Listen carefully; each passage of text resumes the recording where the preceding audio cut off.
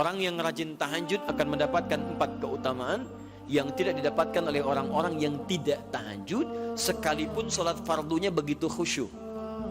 Di antum sholat fardu khusyuk, bagus, tapi nggak tahajud, nggak dapat 4 keutamaan itu. Ini sudah saya bahas panjang lebar di pertemuan lalu, saya hanya sebutkan cepat saja. 1, Allah akan mengangkat karir, pekerjaan atau aktivitasnya di tempat yang terbaik. Ya deh, jadi kalau antum misalnya pengusaha atau orang karir di kantor dan sebagainya, itu akan cenderung kemudian ditolong oleh Allah, diangkat ke tempat yang terbaik.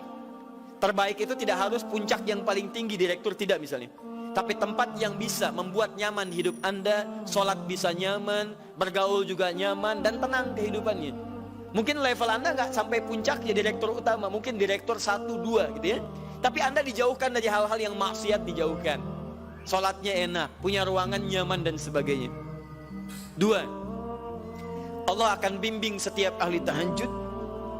Allah akan bimbing sehingga menjalani awal pekerjaannya dengan begitu mudah. Wa rabbi adkhilni mudkhala sidqin. Ya Allah, tolong bimbing saya supaya mengawali pekerjaan dengan cara yang benar. 3, awas hati-hati. Anda memang posisi tinggi, sekarang dapat proyek. Apakah setiap yang dapat proyek menjalani pekerjaannya dengan benar? Belum tentu. Jangan tinggi-tinggi lah. Maaf ya, apakah orang tua yang sekarang menyekolahkan anaknya ke tempat belajar menjalani awalnya dengan benar? Hati-hati ya Bu ya, Pak. Bapak Ibu menyekolahkan anak dengan awal yang salah, maka memberikan jalan keburukan ketika dia belajar.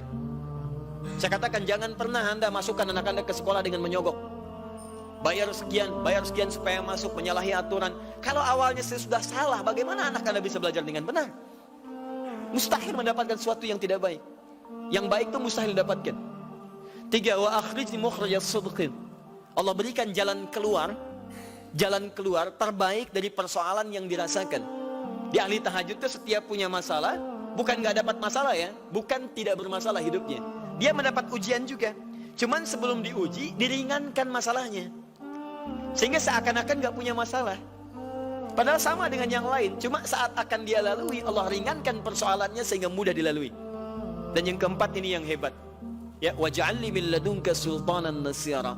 Allah akan tolong langsung orang ini ketika ada lingkungan sekitar yang akan menyakiti atau menjahilinya.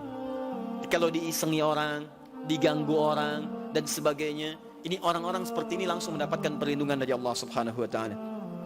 Ada satu kali, ini kisah nyata, seorang saleh, ahli tahajud, sampai saking ahli tahajudnya tidak ingin meninggalkan kebiasaan ini. Ini sangat nyata kisahnya dan tidak mengarang.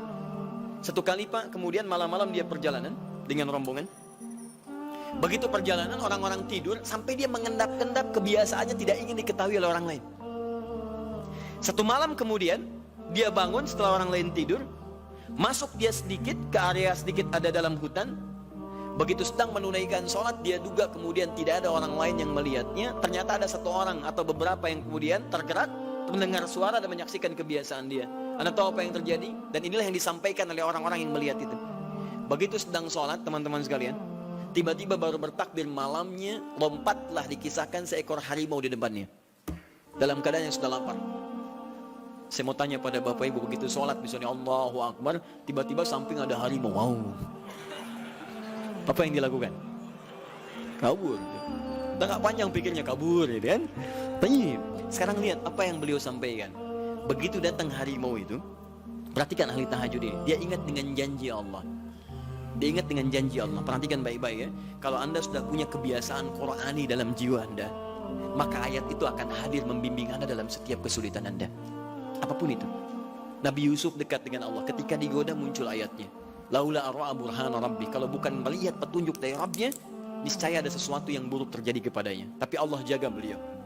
Lihat baik-baik teman-teman. Begitu melompat harimau itu, kemudian dia katakan dalam jiwanya, lihat kalimatnya, ya khalqallah, hei makhluk Allah. Dia tidak katakan ya namar, hei harimau, tidak. Kalau disebutkan harimaunya menunjuk pada zatnya, tapi dia lekatkan makhluk ini kepada penciptanya, hei makhluk Allah. Ya khalqallah, hei makhluk Allah, jika saya memang rizki yang telah Allah tetapkan untukmu pada saat ini, maka saya ridha untuk engkau makan, silakan, tidak ada masalah. Kalau Allah tetapkan saya sebagai rizki untukmu pada saat ini, silahkan. Tapi kalau saya bukan menjadi rizki yang telah Allah tetapkan untukmu pada saat ini, maka jangan coba-coba ganggu ibadahku hari ini. Lihat kalimatnya, bukan jangan makan aku. Ingat, bukan jangan makan aku. Jangan coba-coba ganggu ibadahku saat ini, atau aku akan mohonkan pada Allah penciptamu untuk menghancurkan engkau saat ini juga. Perhatikan, dia minta jangan ganggu tahajudnya, bukan jangan makan dirinya. Apa yang terjadi ketika dikaitkan dengan ayat perlindungan tentang tahajudnya, maka tiba-tiba harimau ini pergi meninggalkannya, mengaum sekali langsung pergi. Anda bisa bayangkan, bisa nggak malam-malam begitu Anda sholat, tiba-tiba ada nyamuk misalnya kan banyak tuh. Begitu Anda mulai disengat oleh nyamuk, diambil, Anda katakan, hei nyamuk, kalau ini memang rizki yang telah Allah tetapkan untukmu saat ini, sedot sebanyak-banyaknya, saya ikhlas. Tapi kalau bukan, jangan coba-coba ganggu saya. Atau saya mohonkan kepada Allah pencipta untuk menghancurkan kau saat ini juga. Masya Allah. Kira-kira apa reaksi nyamuk? Makin banyak kayaknya. Coba cek. Berarti kemis